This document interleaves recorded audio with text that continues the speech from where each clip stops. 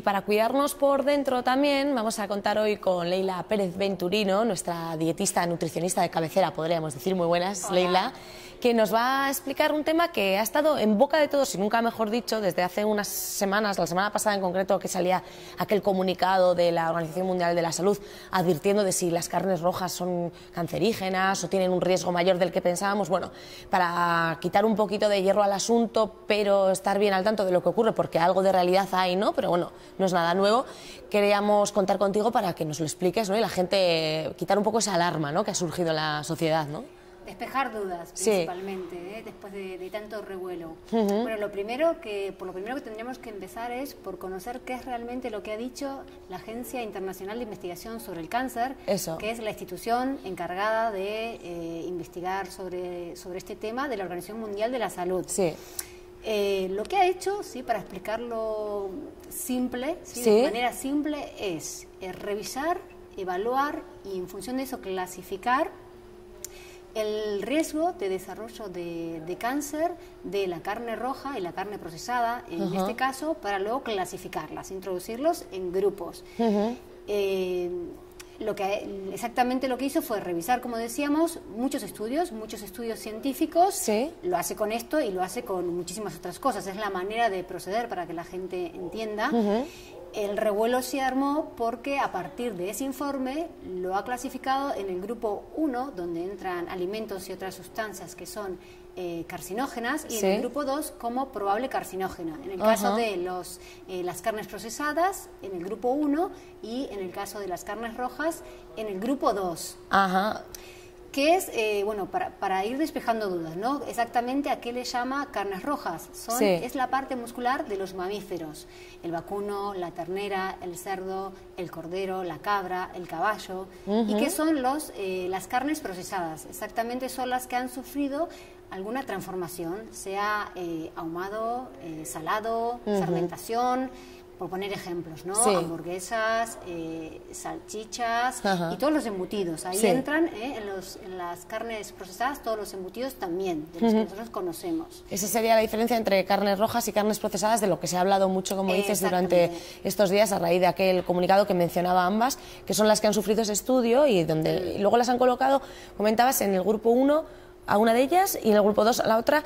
Y esto de los grupos, exactamente a qué se refiere. ¿Uno tiene más riesgo o menos? Exactamente, tiene que ver con la evidencia, con la relación causa-efecto, por ejemplo, en el caso de las carnes procesadas, que están en el grupo 1, y ahí lo que nos quiere decir que son carcinógenas, quiere decir que los datos son muy contundentes. En el caso de las carnes rojas, probable carcinógena, los datos no son tan contundentes. En líneas generales vendría a ser exactamente esto. Sí, sería en el grupo 1, como dices, las procesadas, y en el 2A, las carnes rojas. Eso supone que hay un 2B también, y hay más grupos que dos. Hay varios grupos donde se engloban, bueno, diferentes sustancias, diferentes alimentos.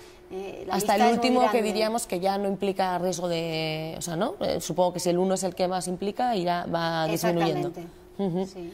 Eso de la evidencia. Eso es, y ahí las han encuadrado, y que, por cierto, por agentes, ¿no? Dicen, pues tantos agentes tienen probabilidad de, como dices, carcinógena, otros no. Hay uno en el grupo 4 que no tiene ninguna probabilidad, no sé si sabe qué agente es el que no tiene ninguna probabilidad carcinógena. Y luego ya has comentado cuál es la diferencia entre ambas carnes, la roja y la procesada. Roja. Luego lo que han hecho también es establecer una especie de correlación, ¿no?, de porcentaje que pueda... Otra de los números o las cifras que, bueno, sacadas de contexto, o para quien no entiende de estadística, o qué quiere decir eso de tanto por ciento que aumenta el riesgo de desarrollar una enfermedad, ha levantado, bueno, tanta alarma y tanto revuelo. En concreto, la cifra que todos hemos escuchado es que 50 gramos de carne procesada consumida a diario aumentaban en un 18% el riesgo de desarrollo de cáncer, en concreto del cáncer colorectal. Entonces, ¿qué lectura tenemos que hacer de esto? ¿Qué implica para mí como individuo ese aumento del 18%? Vale, lo importante es que sepamos que es un riesgo pequeño. Realmente esta cifra tiene una importancia muy grande a nivel global, a nivel mundial, a nivel poblacional. Si esto representa un problema a nivel individual, no, representa un problema a nivel de la salud pública. Tenemos que tener en cuenta que somos millones de personas en el mundo, muchísimos comemos carne, muchísimos comemos más carne que lo deseado y que lo aconsejable, con lo cual desde el punto de vista de la salud pública sí representa un problema. Desde el punto de vista individual, el riesgo, además es una de las cosas que han aclarado a lo largo de todos estos días para tranquilizar un poco, es pequeño. Con eso es lo que nos tenemos que quedar.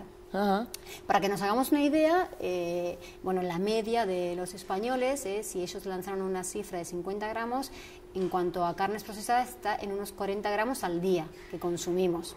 Unos más, otros menos, pero bueno, la media es unos 40 gramos al día de carnes procesadas. O sea, que teniendo en cuenta esa media, estaríamos todavía por debajo del límite que han marcado como que sería el que eleva el riesgo, ¿no? Eleva el riesgo, sí.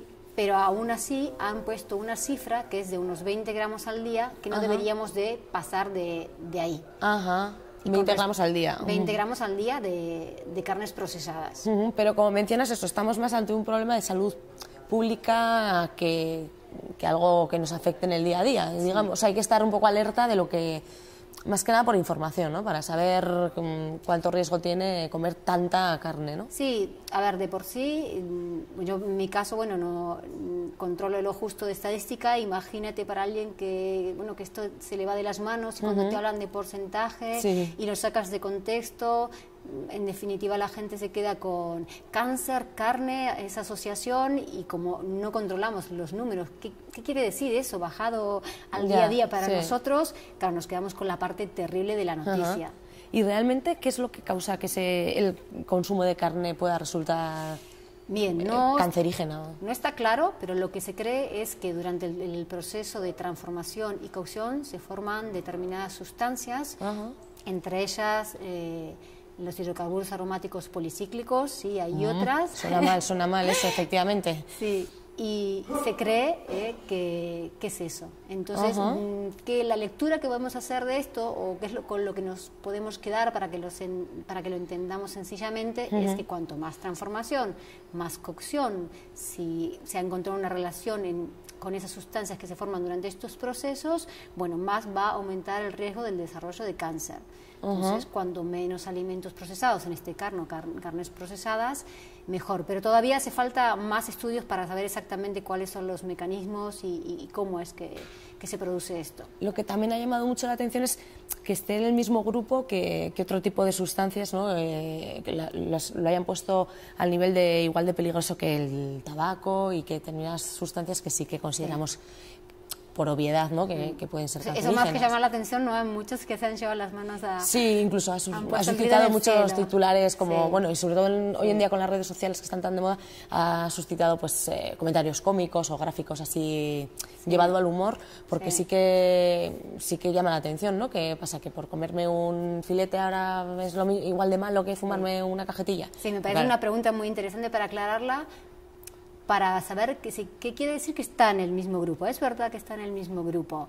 Eso quiere decir que se ha encontrado que hay el mismo nivel de evidencia. Como te decía al principio, ¿cómo emiten estos comunicados? Pues porque revisan un sinfín de estudios científicos y en función a la evidencia que encuentran, pues los clasifican. Entonces, en el caso del tabaco y las carnes procesadas, ¿qué quiere decir? Que han encontrado que en los dos existe evidencia, ¿sí? Que hay evidencia científica. Mismo nivel de evidencia no quiere decir mismo nivel de riesgo. No es igual de nocivo el tabaco que las carnes rojas.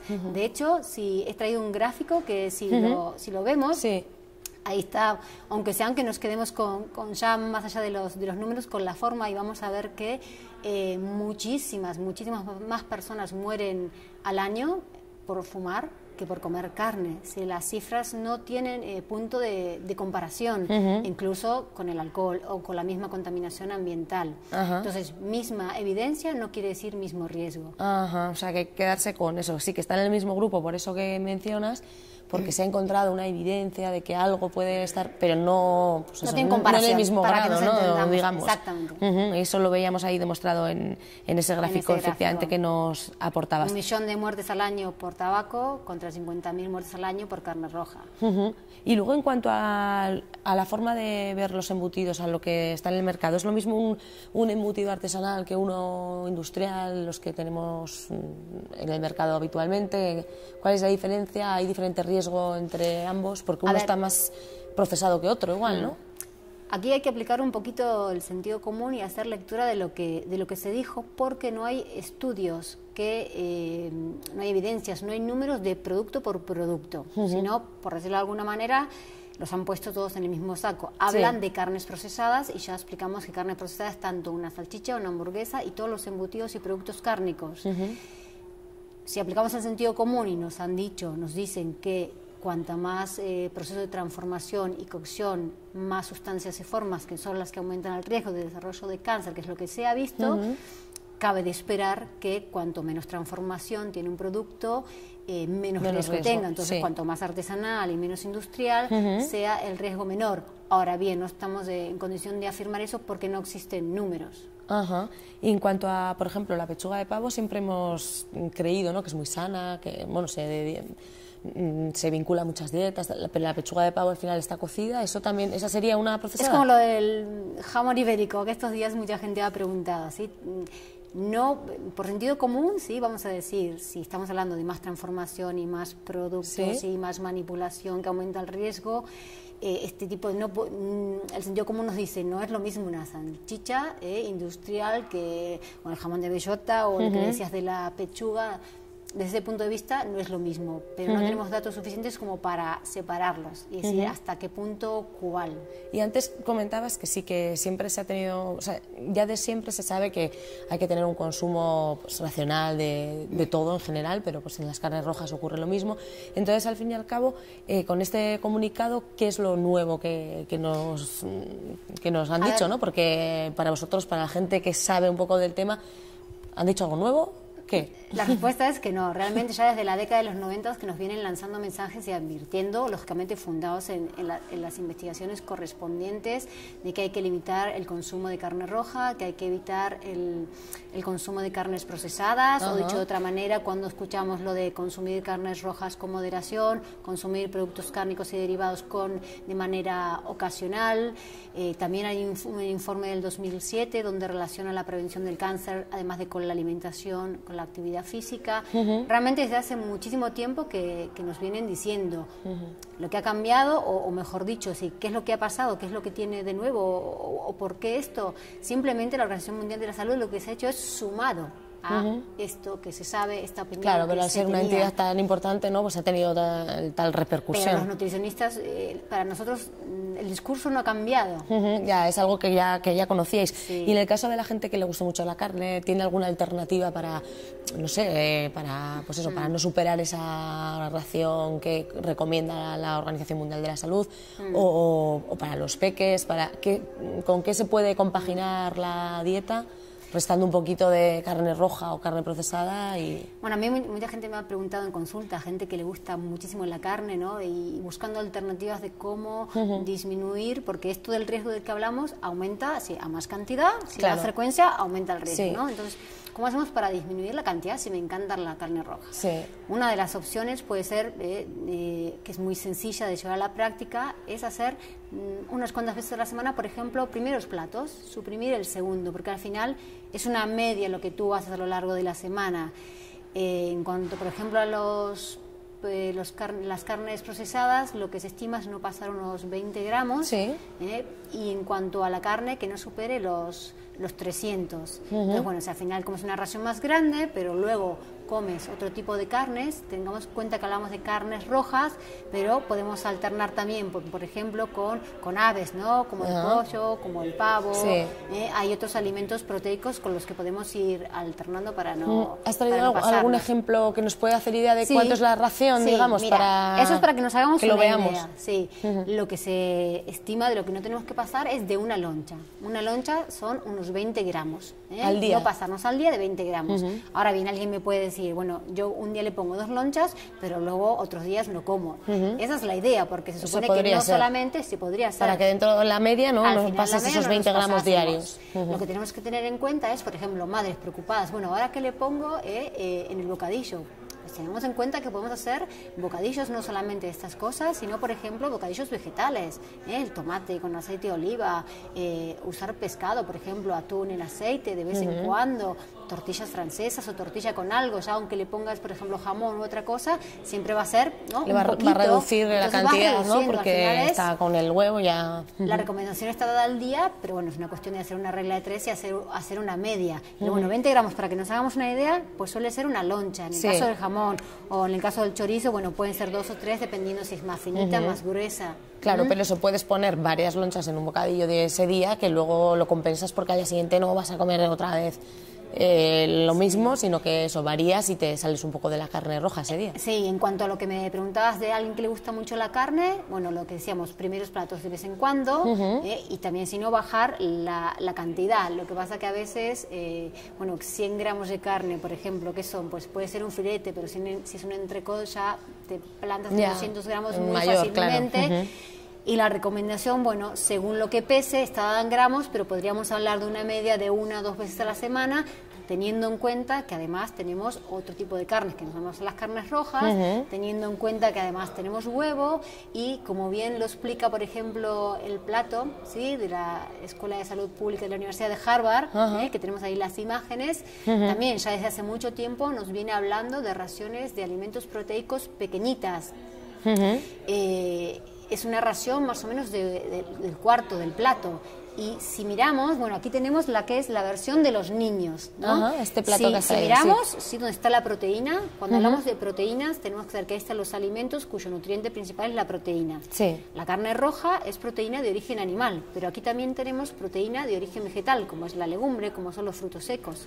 Y además de carne roja, tenemos, decíamos, pollo, pavo, tenemos también los huevos, y así todo, sumando todas esas, incluida la proteína de origen vegetal, no deja de ser un cuarto del plato.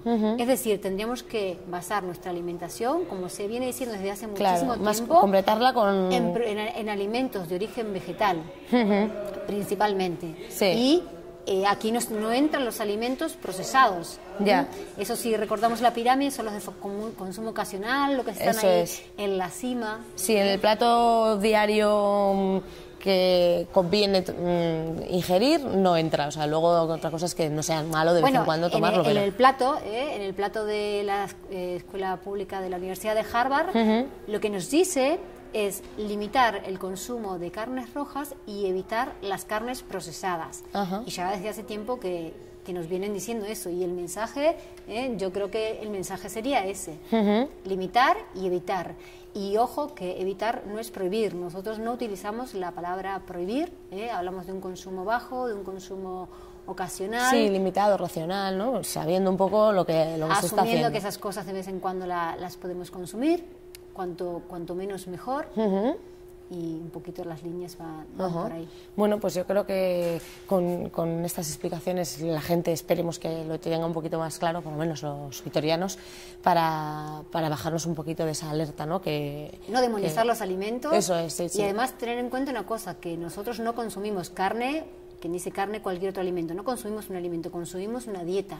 Si esa dieta además es rica en alimentos de origen vegetal, vitaminas, antioxidantes, y además hacemos actividad física, si además controlamos el estrés, son muchas cosas luego las que influyen no hay que quedarse en el solo con ese de dato, riesgo, ¿no? de desarrollo de una patología. Bueno, pues muchísimas gracias, Leila, por habernos instruido una vez más, como completas con esa última fotografía. Comer es una necesidad, pero comer inteligentemente es un arte. Eso. Y tú pues nos vas ilustrando en ese arte. Comamos con un poco de cabeza, además de con el estómago. Exactamente, ¿verdad? Eso es, que a veces por los ojos nos entra lo que más nos apetece, pero hay que tener también sentido común y saber qué es no lo que nos apetece, sino lo que nos conviene. Bueno, pues muchas gracias. Nos vemos en 15 días, hablamos de otros temas. Queríamos pegarnos un poco a la actualidad en este martes y te lo agradecemos, Leila Pérez Venturino. Volvemos a vernos y si no, ya saben, pueden visitarla ahí en Undiet, como estuvimos hace unos días viendo dónde trabajas tú, cuál es tu día a día. Gracias y seguimos vitorianeando, si te parece. Nosotros hacemos buenos hábitos porque siempre tenemos un huequito para los deportes, aunque sea dándole al pico, pero bueno, Jon Dos Santos y yo vitorianeamos a continuación y vemos qué nos cuentan los deportivos de este fin de semana.